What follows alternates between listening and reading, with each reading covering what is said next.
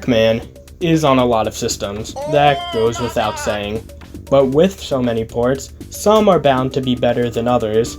Some ports, like those found in the Namco Museum series, do a very good job at bringing the arcade experience to the home. Other ports, specifically some of the older ones, not so much. But of the early ways to play Pac-Man at home before Namco Museum and 32-bit hardware hit the scene, most would probably agree that the Namco developed port for the Famicom or NES is the best. Except me! This game blows! Yeah, this game actually sucks, and I'm gonna tell you why eventually. So where did the NES version of Pac-Man come from?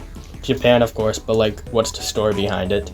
Well, by 1984, there was already a ton of official ways to play Pac-Man at home, with most being on computers and coming from developers such as AtariSoft, Dempa, and even HAL Laboratory. But when it came to the consoles, well, you could play this.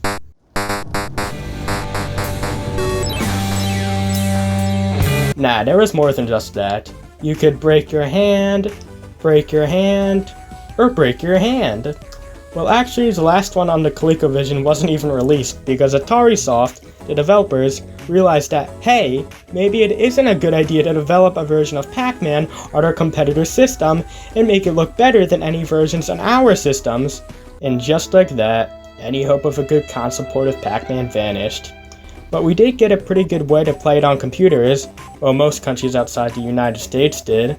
The MSX, one of the first big gaming systems in Japan, was also a home computer and offered a surprisingly good selection of games. I'd argue it was the second best 8-bit gaming system of the 80s behind the Famicom, at least in Japan. Seriously, there was a lot of big name stuff on this thing.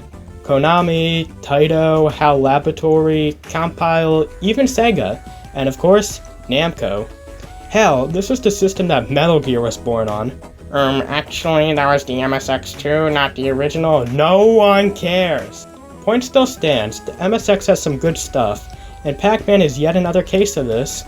Graphically, it's not perfect, but can we really expect it to be? Gameplay and audio-wise, it's rather well done. Again, not perfect, but for the time, it's great! We even got all the cutscenes.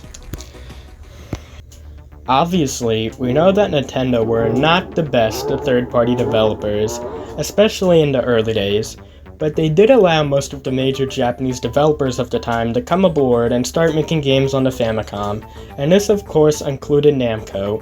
As you'd expect, most of these early games were arcade ports, many based on the already existing MSX ports, but with some minor graphical and audio tweaks, as remember, the MSX is essentially a Sega SG-1000 in computer form, which technically already existed because the SC-3000, but nobody cares about that.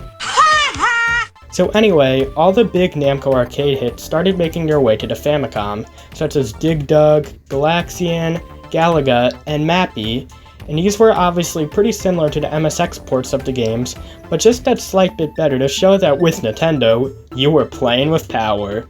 Except for Pac-Man.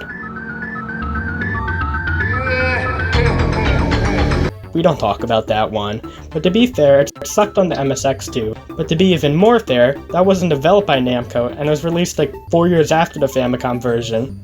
So yeah.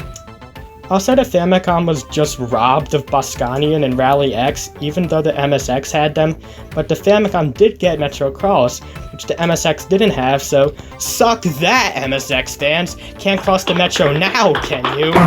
Anyway, we should probably talk about the game the video's about now.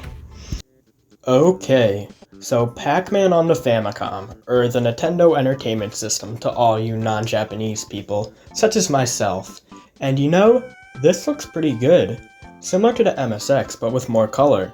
And hey, we've even got the demo sequence. Damn, this is one great looking game. The audio is worse than the MSX version. And what the hell happened to the colors?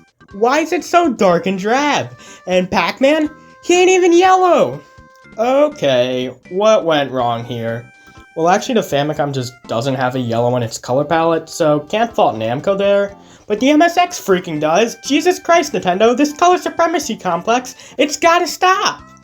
You know though, it doesn't look that much worse than the MSX. Like, at least the ghosts are more detailed. They still don't have actual eyes. You see them go over anything not black and oh my goodness! Still, this is an early Famicom game. Graphics and audio ain't gonna be perfect, but we should at least expect the gameplay to be good. Do I even have to say it? Yeah, it doesn't play that well. It's way too hard, and Pac-Man moves so slow. Like, it didn't move this slow in the MSX version, why is it the case now? So yeah, the Famicom port of Pac-Man, it's not good. So why does everyone think it is? Oh wait, no they don't. Even Nintendo Life and IGN gave this game mid-scores. So then why won't Namco stop re-releasing this thing? Like seriously, first on the Game Boy, then the Game Gear, then in Pac-Man 2, The New Adventures on both the SNES and Mega Drive, then on the Game Boy Color with Pac-Attack? On a single cartridge? Holy crap, that is sick. Sick like rabies. They also released it on the Game Boy Advance as part of the classic NES series, even though a port far closer to the arcade game was already in Pac-Man Collection, and another port far closer to the arcade was included in Namco Museum 50th Anniversary a year later. So what the hell? Also, it was included on the NES Classic Edition, but Battletoads, Rygar, and the original Contra weren't. And we can't not mention the menace that is my arcade. Oh my god, it's so cute, it can fit in my hands. You know what else can fit in my hands? My lawyer instructed me not to finish that sentence. And this is all without mentioning that if you lived outside Japan, you didn't get this game on the NES until 1988, when Tengen brought it over. And Namco themselves wouldn't bring it over till 1993, which is just...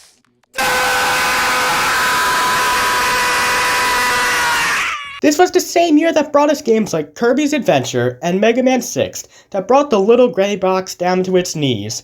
But you could also buy freaking Pac-Man. And you're telling me that Namco let Pac-Man 99 go the way of polio, but NES Pac-Man rages on like cancer. It's just no, this game's bad. I don't like it. Namco, if you're watching, stop!